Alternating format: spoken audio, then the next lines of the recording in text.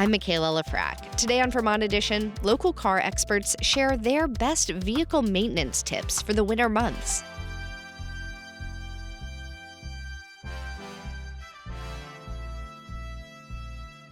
I would say the most common unexpected issue would be batteries.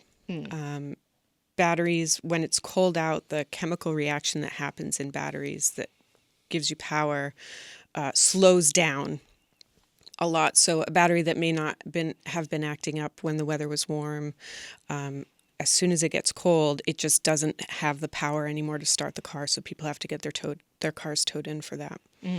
And what do you do when that happens? We test the battery, make sure that it is bad. Maybe sometimes it just needs a long charge or something like that. And if not, we just have to replace it. There's not a lot you can do with batteries. Yeah.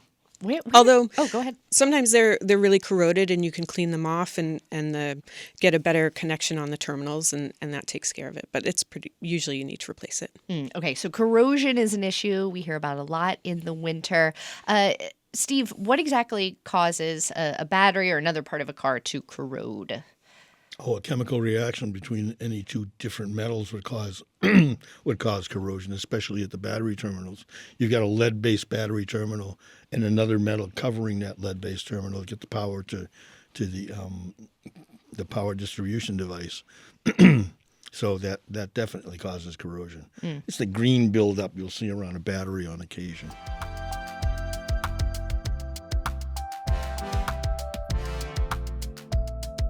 It causes oxidation of the metal parts, and that's what gives us the rust we have in so prevalent in our state and in New England, actually, anywhere in New England. Also, the fact that I think the state is using a slurry, a real liquid mix on the roads now, that doesn't help because it gets into every crevice and crack in a car and helps to promote corrosion. Yeah, we posted about the show on Instagram today, on Vermont Public's Instagram. We got so many questions for you guys. One person asked, why is Vermont using a brine mix instead of, say, sand? It kills your car and road and creates icy conditions. Is that true? Is brine mix? I think at a certain temperature it might, but I think the people at VTrans have just figured that this is the best way to keep the roads as clear as they can, and they don't. As far as I know, VTrans doesn't promote totally clear roads. They're not going to give us beautiful roads to ride on in a difficult time in the winter, but they're going to give us an adequate road so that we feel comfortable and safe. Well, we got a lot of questions today about salt and the effect on cars and what to do to protect your car. Rick in Burlington asks, what is the best way to salt-proof a car? Demeny, is that possible? I don't think you can salt-proof it, but you can do damage control. You can protect it as much as you can. There are various different undercoat chemicals that you can have put on your car. Some of them last longer than others, but most of them, they have to be reapplied every year and a half.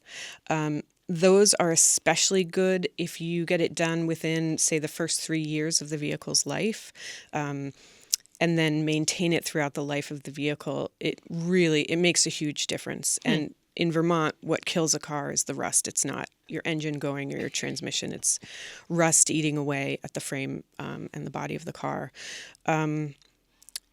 You can also put it on already rusted vehicles. It will not stop the rust, but it will slow it down a little. So if your car isn't at the end of its life rust-wise, it may still be worth doing.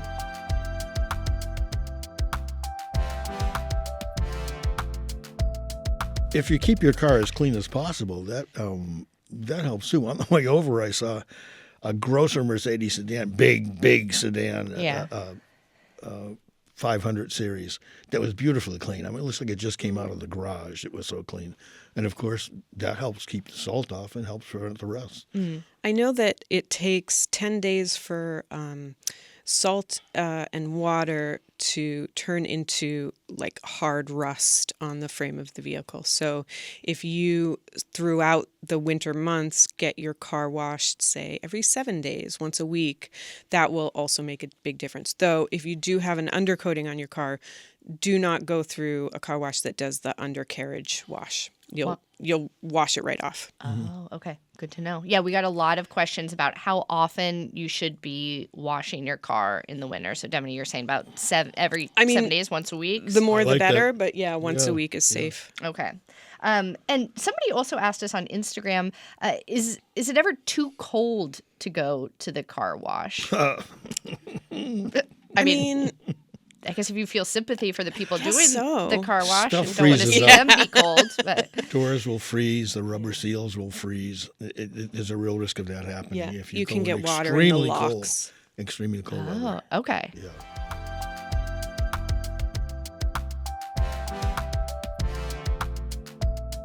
We got a lot of questions before today's show from listeners about snow tires. One question is, can you change your snow tires by yourself? And if you do want to do that, is there anything particular you should know?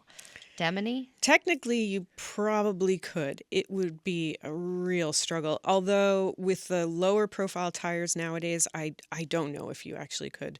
We have machines designed specifically to take the tires off of the rim. That is the most difficult part of the job. And it's not something that you can just do with strength. It's taking a small circle off of a much larger circle. It's just really, really hard to do by yourself. So It would be really difficult to do it without a tire machine. If you had 2 sets of rims, then you could put a winter set on one set and a summer set on the other set. But then you run the risk of the car falling down off the jack when you attempt to use it with a scissor jack. Oof, not a way you want to go. No. If you have a floor jack and jack stands and you can support the vehicle while you do the job, then you're okay. yeah. In your opinions, having driven in Vermont winters for many years now, is January, perhaps January 15th, too late for snow tires for all the procrastinators out there? Never too late. Yeah, never. I mean, unless it's 2 days before it gets to be 70 degrees, it's never too late. Yeah. It's always better to have safer tires on, for sure. We've still got a good 2-3 months before we're out of snow season. Yeah, we do. I can remember being at a faculty assembly meeting right before graduation in May in Randolph Center, and we looked out the window and it was snowing like crazy outside. Don't tell me that, Steve. Guaranteed. This is Vermont. We got an email from a listener named Andrew who says, unless you're going to wait till April, it's never too late to put on snow tires if you want to safely get anywhere. The only people who drive without snow tires in Vermont, in Andrew's opinion, are the unlucky visitors who got a rental car with summer tires, folks who can't afford to buy them, they are expensive, or think they can get away with all seasons because they live in the city and just don't drive when there's a storm. I think that's all true. Yeah. Definitely so.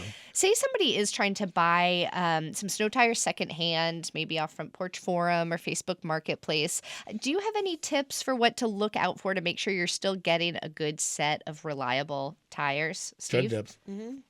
And I'm not so sure what the actual figure might be, but you definitely, one of the functions of snow tires is to kick the snow out of the tire. So if you've got a tire that's going to pack with snow, that's not going to happen. Yeah. So a trick you can do is if you take a quarter and you stand it on its head, so George Washington is standing on his head, and you stick it between the treads, if you can see the top of his head, the tire is no longer safe to use in the winter.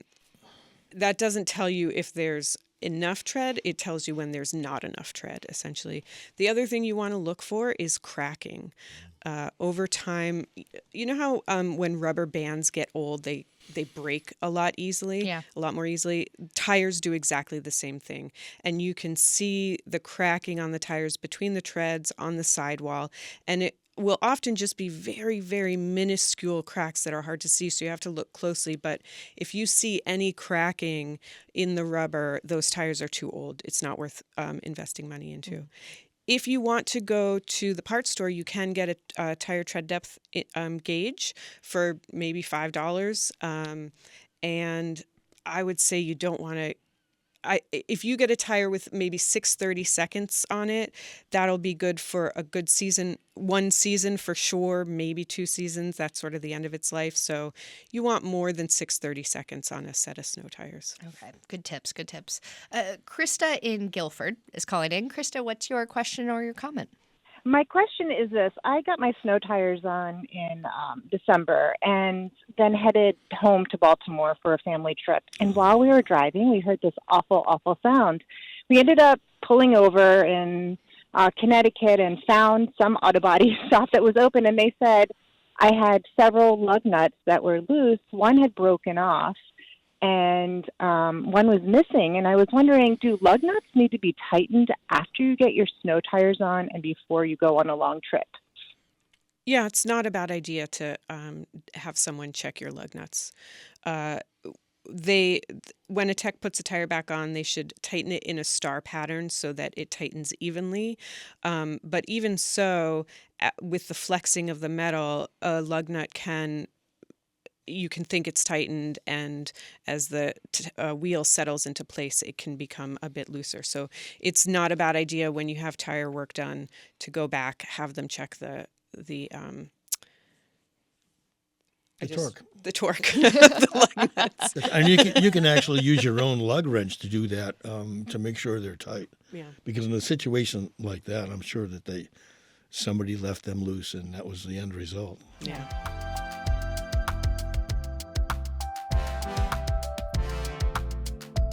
William in East Montpelier writes, I am not a fan of warming up a car before driving. Is it recommended, and why? Is there harm besides the obvious environmental issues? Steve?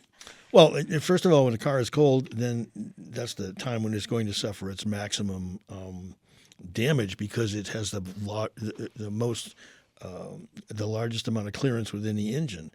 And also, if it's sitting there idling, it's not working very hard. So if you take it out on the road and start working it right away, then that's going to help it warm up more quickly. Any thoughts there, Demeny? Yeah, cars are not designed. I think back in the 90s and before, you really did want to let your car warm up before you started driving them, but they are not designed for that anymore. They are designed to start driving right away. It's better for your gas mileage. It's better for emissions. And like Steve said, driving them helps them warm up faster, so there's less damage. A lot of cars have two thermostats these days, too, to retain more coolant in the engine so it warms up quicker. My Hyundai is very rapid. It's a 2020, so it's 5 years old now. Well, speaking of heating your car, one person on Instagram asks, does using heat in my car use up the oil faster? Should I check the oil more often in the winter? Are those connected at all? No. Nope. All right, Instagram friend, you're good to go. Well, I'm so glad you two found this passion that you both love and that you could teach us about it today. Demeny Pollitt of Girlington Garage and Steve Belitsos, thank you so much for joining us. Thanks for having us. Thank you. It was really fun.